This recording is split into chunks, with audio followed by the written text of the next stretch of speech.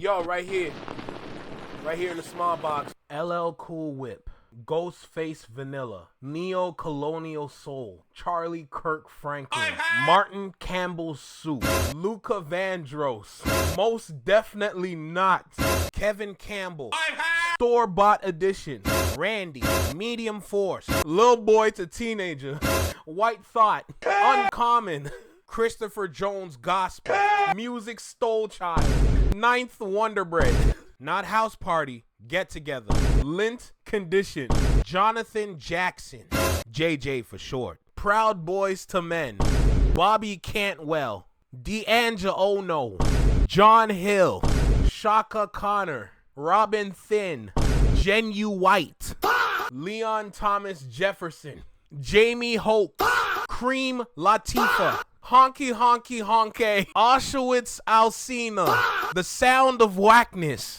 Neo by Nature, Who Hang Clan, Lauren Hilton, Milk the Shocker, Andrew Jackson 5, Tony Mayo, 2 Packs of Sugar, Brian McWhite, Jew Paid Fiasco, Notorious WIGGA, Tupac Insecure, Milkwell, IRS 1, Very White. That's crazy. White Clef Jean, Carl Thomas Jefferson, Al B. Not Sure, Jack Heen, D'Angelo Saxon, Iffy Elliott, White Street, Hank Ocean, Light Jennings, Yakub Kweli, Blondie Hathaway, Crackswell, musiqsoulchild, No Soul For Real, Lazy, Gentuine, Judasy, Lil Bark Bark, Hill Scott, Eric Baguette, Donna Jones, Uncommon Sense, and finally, 106 and Boulevard.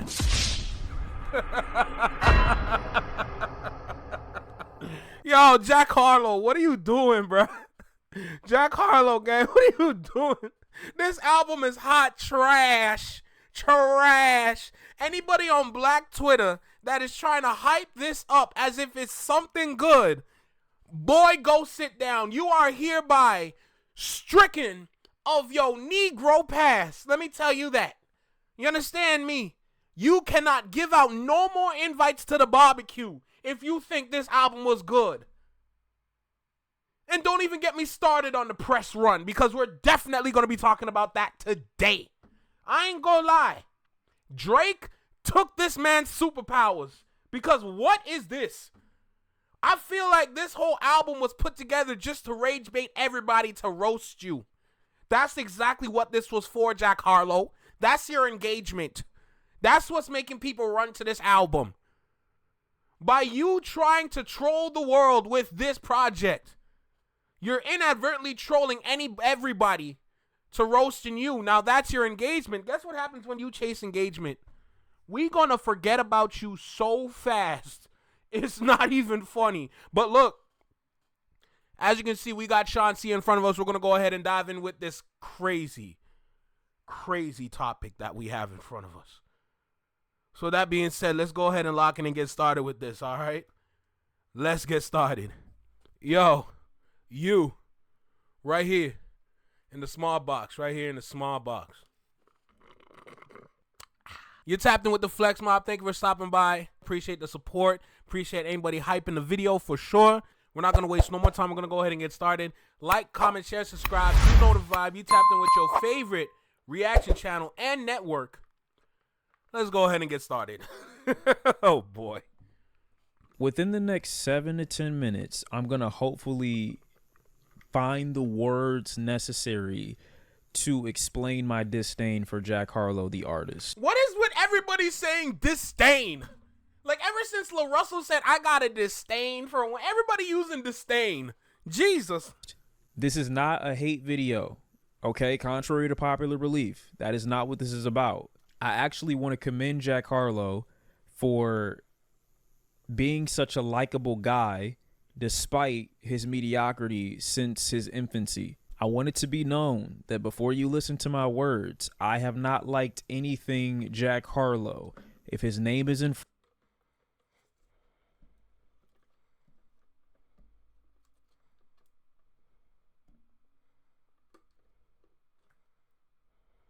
front of it, I'm out of the door. If I see his face, I'm turning around. If he speaks, I am deaf. If he is in front of me, I am blind. Before I move forward, I need to let you know, Monica, trash. White folks' association to hip hop always reminds me of the black love interest trope. I'm sure we've all had a TV show that we watched when we were growing up that featured a black love interest in an all-white cast. And typically with no greater understanding of the character beyond we're inclusive and we're progressive because here's a black co-star or a black regular I'm not even gonna lie.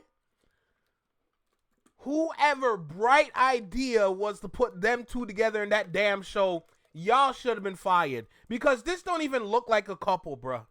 This don't even look like a couple. Now, I can't really say what exactly they look like, but from my eyes and from what I'm seeing right now, based on the positioning of the two and how he is kind of behind her, but at the side at the same time,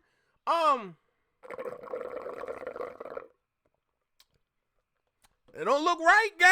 Like heavily associated with our protagonist. Any understanding or contextualization of how this black character fits within the world outside of the context of just being the partner to I'm sorry, what is that? Look at her teeth. Her teeth don't even look real.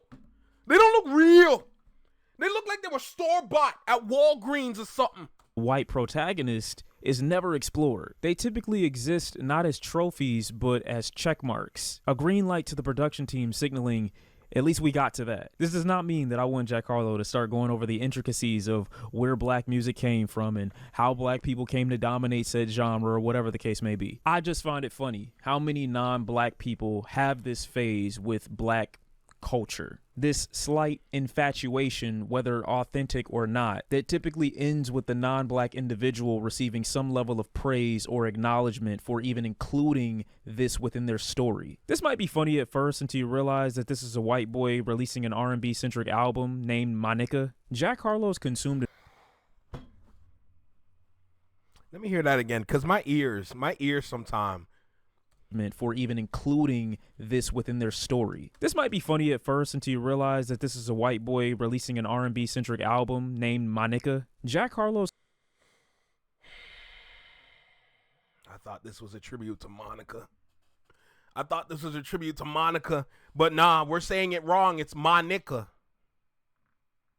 Consumed enough black culture to know the look of the thing that he's emulating on this album. From the clothing, the gloomy atmosphere, he tries to set up a stage of intimacy here all throughout the project. And while I don't necessarily need him to be a master of this sound, I do need him to have a little bit more respect than to come off as someone who maybe watched Love Jones for the first time and is obsessed with the movie now. And everything Jack Harlow does comes off as cheap imitation or off-brand. And you can get away with that lack of genuine connection and soul when it comes to hip-hop music because it's easier to cosplay. Yeah, I'm going to say it. Jack Harlow, you're corny.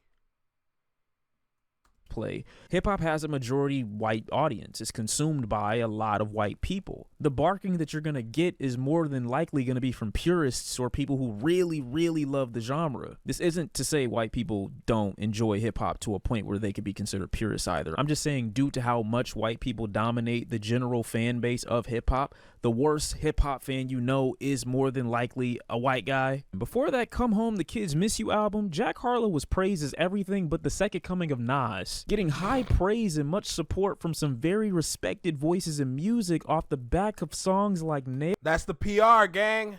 That's the rollout. Listen, we talked about PR in the last video, all right? Bro, this how they do it. This is crazy.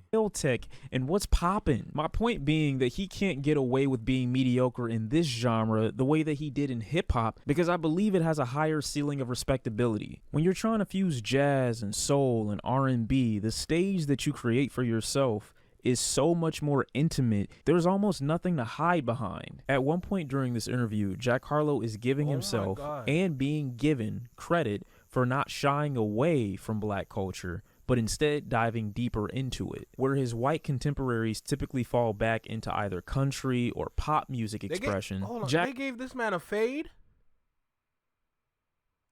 Oh, nah, that should be a charge.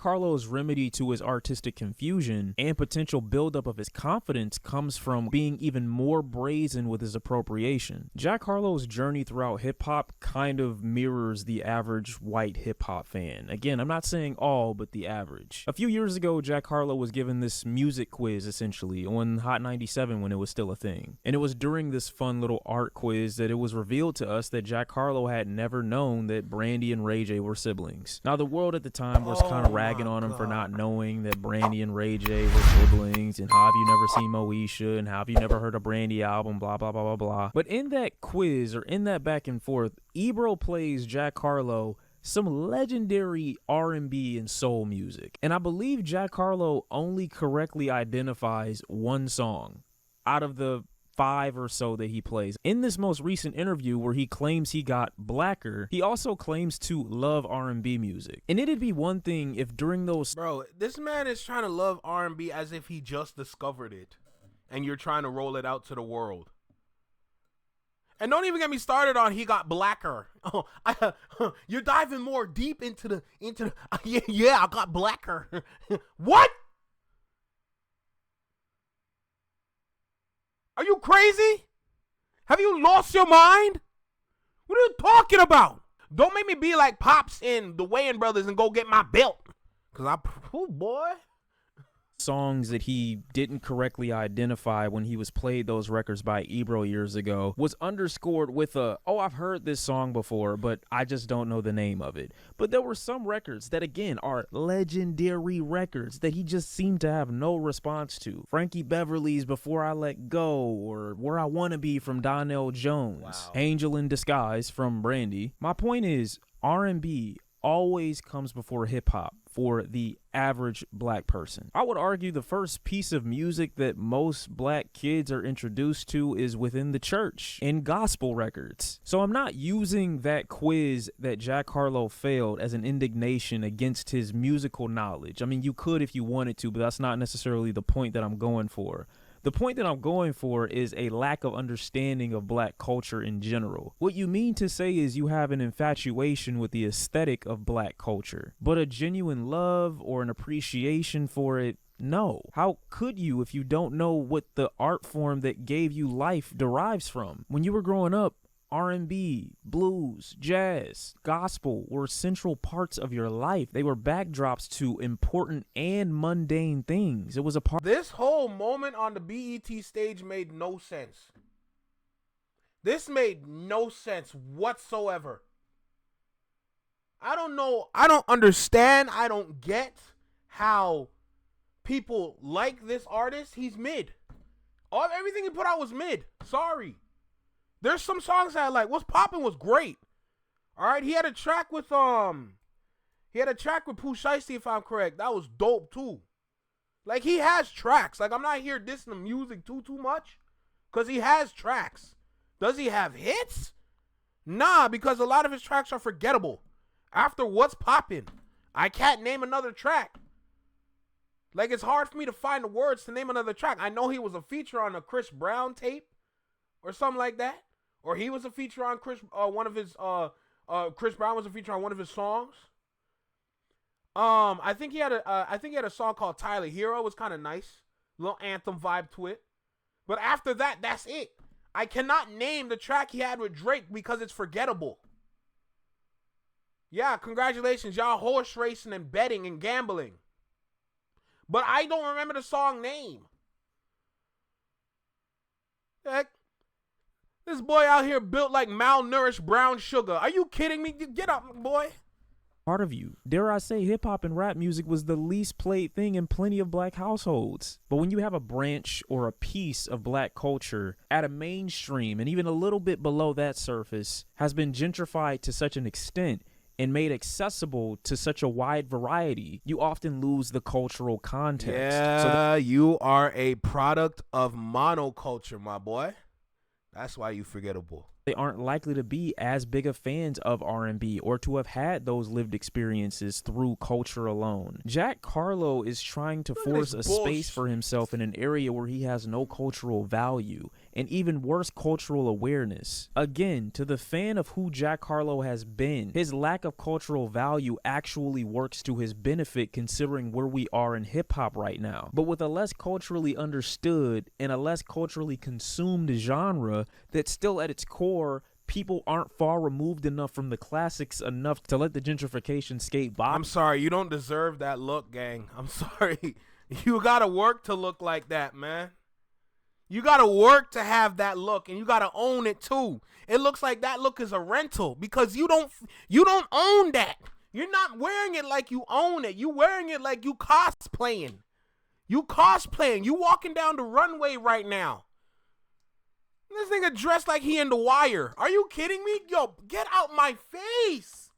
As easily. Jack Harlow is quite literally a polar bear in Atlanta. And if you were dedicated to this pivot, with the lack of vocal talent that this man displays all over Monica, he 100% is going extinct. The same way those black love interests in those all-white TV shows weren't given any value outside of how they served the white protagonist's life or their obstacle, is the exact same way Jack Harlow and white hip-hop fans have treated black culture when consuming hip-hop music at a mainstream level for years now. I could imagine this album being explained to his children one day as an attempt to get a girl that he was into, so he pretended to be into neo soul for a while. I don't appreciate the attempt, and I can't imagine anything other than an imposter on this album. Two kids standing on top of one another to appear like an adult inside of a trench coat type vibe. As a rapper, Jack Harlow sounded like Drake on his best day and Big Sean on his worst. You mean to tell me this guy developed the vocal capability that will be required to carry a sound like this for only 9 tracks? You mean to tell me this is the guy who's got the voice that's going to be able to carry this minimalist style production for 9 songs straight?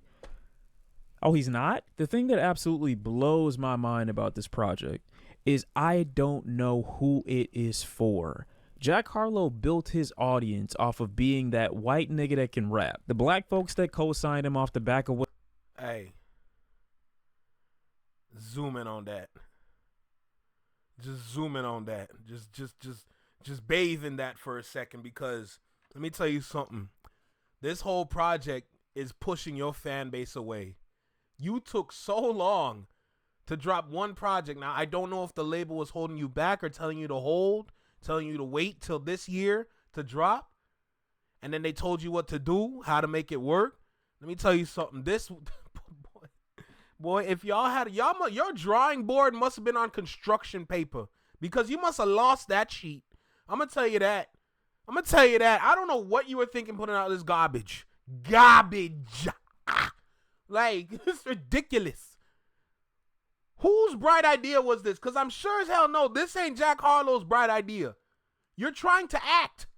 You're trying out for an acting role. You did one movie talking about, oh, I can play basketball too, guys.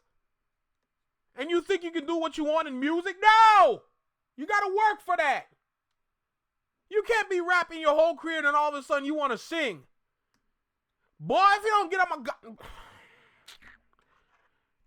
Your fan base is divided right now, and they don't know what to do with you.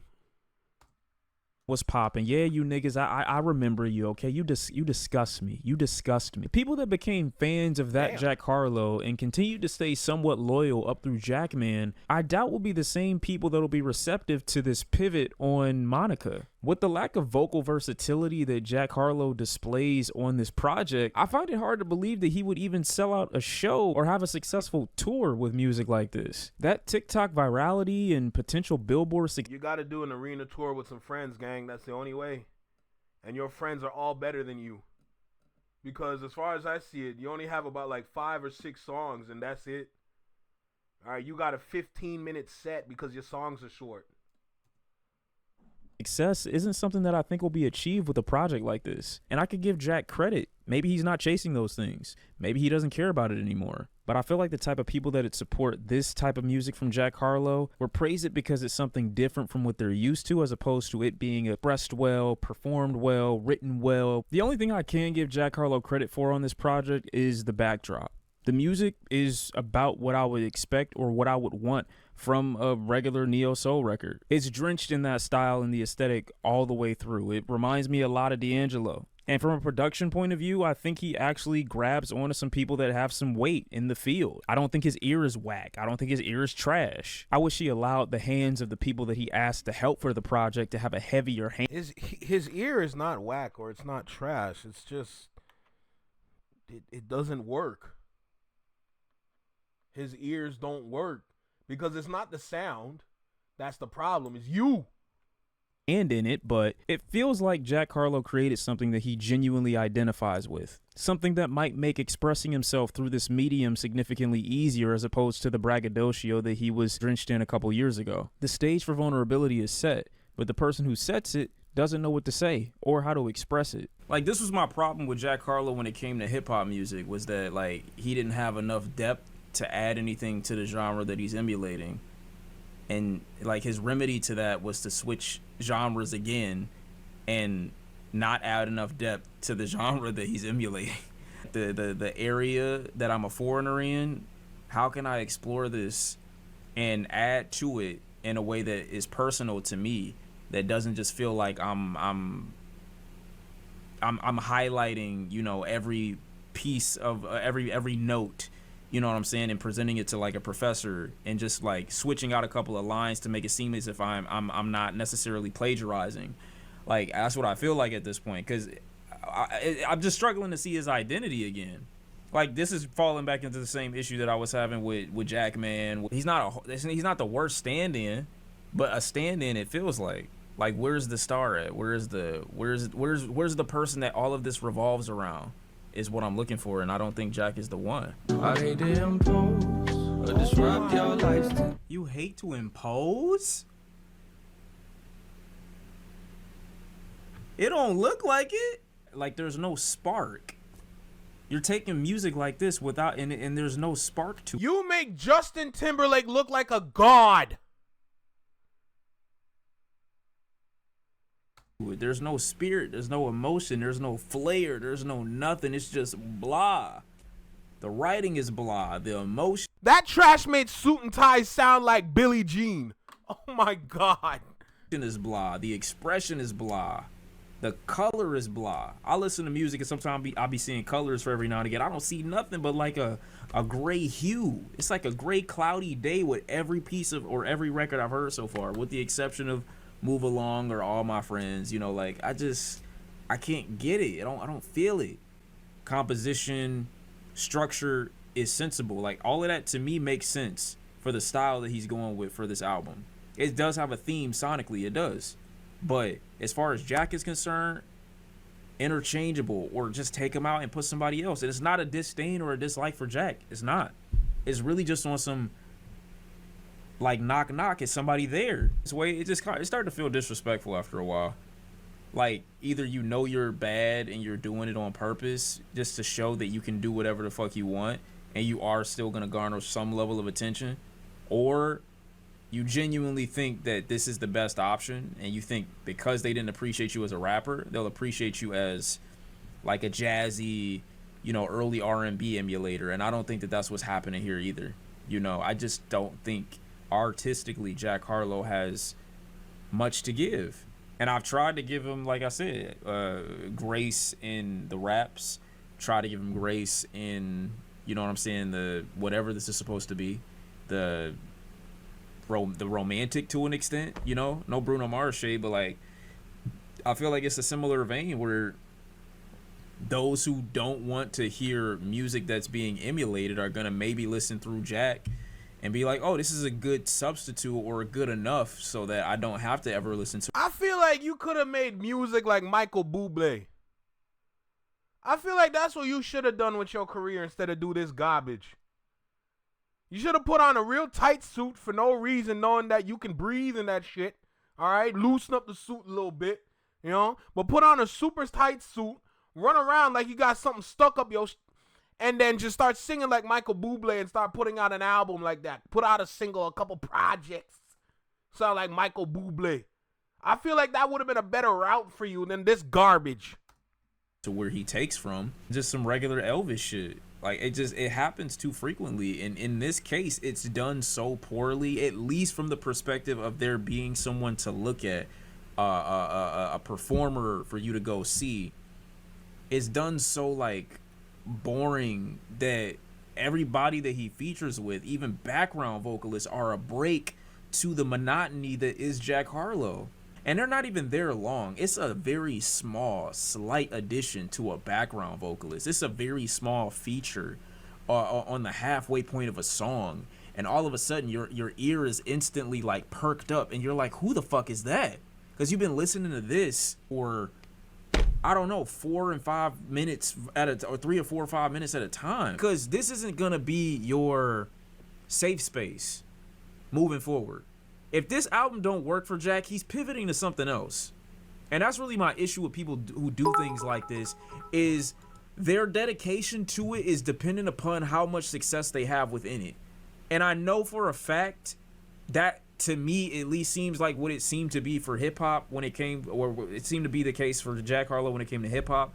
And I know, or at least I believe, he does not have the depth to take the lashes socially that is going to end up that he's going to have to take to refine this to where it needs to be for him to be considered a great in it. I don't believe that for a second. I don't. You can call that cynical, which you be maybe correct in. I just don't believe it. I really don't. I don't know what it is I don't know what it is that you like about it. Maybe there's something, some level of like novelty or some level of like attractiveness or allure within the simplicity of it, within the consistency of it, within the calmness of it, within the mood or the aesthetic and the theme of it. Like maybe you find something there. Maybe you find some safety in all of that. I don't know. But for me, I'm listening to it and I'm like, where is the performer? Where is the artist? Where is the guy? Who's gonna hold all this together? Because the person who claims to do it isn't doing it.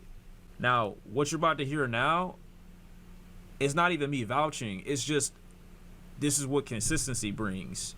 It brings like a mastery of the craft. It brings like an artist who knows where they excel. You know what I'm saying? Not somebody that's just trying shit. No hate to Jack Harlow if he just trying shit, but don't just try shit, bro. Refine it. You need to understand, the music industry is not to test anything no more. You can't run around testing things. Because if you're going to test something knowing that they're going to push it as a project and you're trying to test the waters, you should have dropped it as a snippet. You should have done that. If it didn't work, scrap that, work on something else, and boom, give it to your fans. Say, you know what? I was just trying something. You know, it was a prank. You know, just run some PR on that and boom, you're good. And people will forget about that little blip in the matrix. But nah. You want to run around saying that you've gotten blacker, you've gotten darker. You want to run around saying this.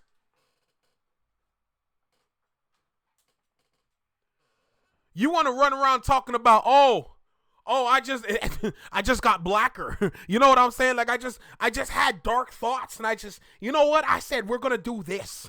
I said this is how we're gonna do things now. I said yeah. This is how I like my music to sound. Like, I really fell in love with this when I was in that strip club with that one stripper chick. You know what I'm saying? Like the way that, who was that dude that died a couple years ago? What's his name? King Ronnie? Was it King Ronnie? King Vonnie? King Vaughn? Oh, he does sound like a killer. But yeah, I was getting this top from a stripper chick in Tennessee. And I said, oh my God. That was so profound. And I just decided and made the decision to change my whole image to look like Common back in 2002 and look like musiqsoulchild and all them videos that he be putting out back in the day, even though I wasn't really born or alive around that time. And I said, that's how I want it. That's how I want it. That's how I want it to be. And then here we are today with this album called Monica. Yeah, that was really my vision. And I said, we're going to do this. And then, guys, this is why I'm sitting on this couch with you today, letting you know that I have gotten blacker. Yes, I am one with the culture now. If you don't get your mayonnaise on Wonder Bread looking ass the hell up out of here, bro, let there be light. Because what are you talking about?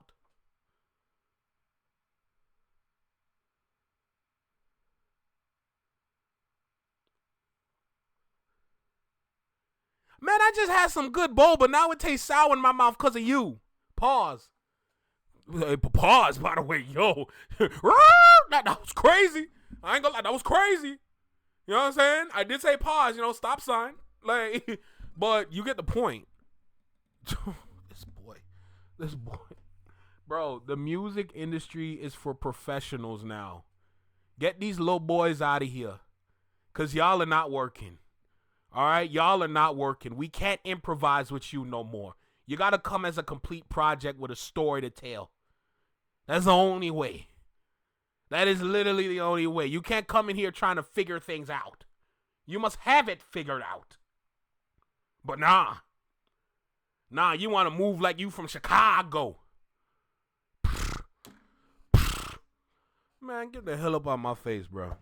I ain't gonna sit here and accept this bull. Like, this is garbage, bro. Embarrassing.